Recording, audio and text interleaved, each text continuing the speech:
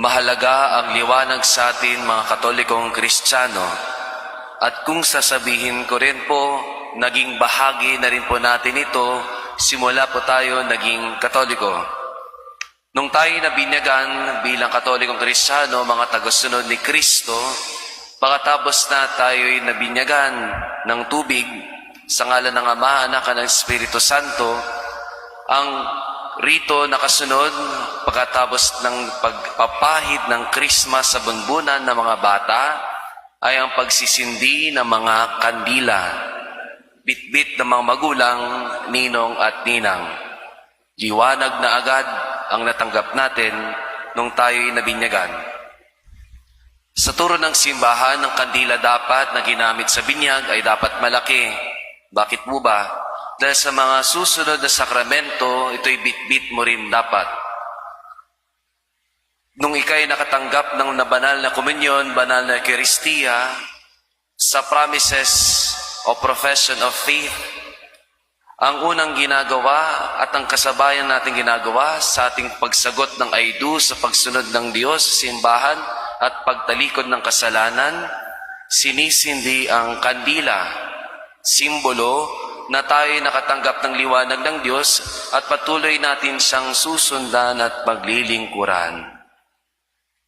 Pag tayo, lalo na yung iba, ikakasal o iordanahan, kakibat sa sakramento ng kasal sa gilid ng mag-asawa pagkatapos ng humiliya ni Father sa pag-aaido ng mag-asawa sa kanilang marriage vows, ang unang ginagawa ng mga kasama nila, sisindihan ng mga kandila sa gilid nila. Tanda na ang liwanag ng Diyos ay kakibat din sa buhay, pag-asa at pagpapamilya. Sa oras ng kamatayan at sa oras ng tayo'y mimisahan na ng pare, o kahit sa mga panahon ng burol, ano ang kapansin-pansin? May kandila ulit. Tanda na ang liwanag ng Diyos ay hindi nagtatapos sa kadiliman, ngunit panimula patungo sa buhay na walang hanggan. From womb to tomb, ang liwanag ng Diyos ay kasama at kabahagi na natin. Sa ating mabuting balita ayon kay San Lucas, tinuturo sa atin ni Jesus ang kahalagahan ng liwanag. Nakakatuwa nga po na kapag tayo makikimisa, ang ating araw ng samba ay araw ng linggo at ang tinatawag din natin ito sa Ingles, Sunday. Kung babalik ta rin, Day of the Sun, ang pinakamaliwanag na objects sa solar system. The sun represents the light. In our Catholic faith, it also points out the greatest light that we have, Jesus Christ. At ang liwanag ay sinisimbolismo nito, hindi lang para maliwanagan tayo, hindi lang para magkaunawa tayo. Light symbolizes truth, katotohanan. At ang panyaya sa atin ni Jesus ngayong araw na ito, walang matatago na sikreto sa Diyos. Lahat ay nakikita ng Diyos. Alam ng Diyos ang mga tinatago natin. Alam ng Diyos ang mga skeletals sa mga closet natin. Panyaya sa atin ni Jesus ngayong araw, light must be exposed. Light must be radiating.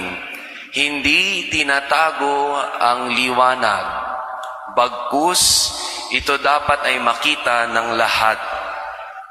At ito mga kapatid kay Kristo, ang babalas sa atin ng Diyos. Kahit anong pagtatago, alam ng Diyos. Kahit hindi alam ng iba, nakita iyon ng Diyos. Mga kapatid kay Kristo, liwanag ng Diyos ay importante. Liwanag ng Diyos ay mahalaga. Bahagi na natin ito. Ang katotohanan ay malalaman. Ang katotohanan ay hindi may tatago. Kahapon, marami nagkilos protesta. Hanggang ganun na lang ba iyon? doon na lang ba magtatapos? Ang sagot, hindi. Dahil ang mga nakamulat ng mga mata at nakakita ng katotohanan, patuloy pa rin mananatiling mulat hanggang sa katotohanan ay magising ang sambayanang pinipilit ipikit ang mata. Light must be exposed, light must be radiated, truth will prevail.